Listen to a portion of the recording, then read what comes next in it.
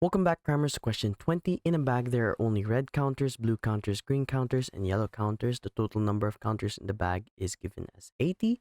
In the bag, the number of red counters is x plus 7, the number of blue counters is x minus 11, and the number of green counters is 3x. Jude takes a random counter from the bag. The probability that he takes a red counter is 1/4. Work out the probability that Jude takes a yellow counter. So it's given that the probability is already 1/4, and we know the total. So if we know the probability is 1/4 and we know the number of red counters, we can simply multiply 1/4 times 80 gives us the number of red counters, which is already given as x plus 7. We can simplify 80 divided by 4 is 20, and 20 times 1 is simply 20, which is equal to x plus 7.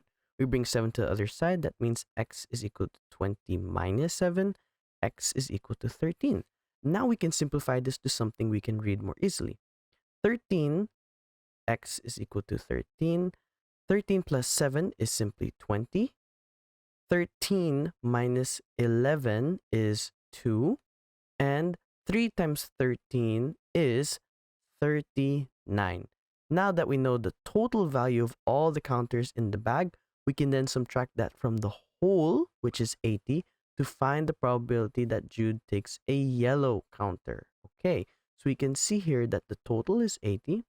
We then subtract the number of counters we have. So we have 20 for red, 2 for blue, and 39 for green.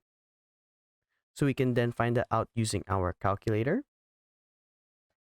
80 minus 20 minus 2 minus 39 gives us 19. So that's 19 total yellow counters. But we have to find the probability that Jude takes a counter. So probability is simply the amount it happens over the total. And the total is given as 80. So it's simply 19 over 80. Thanks for watching. Cram, then scram.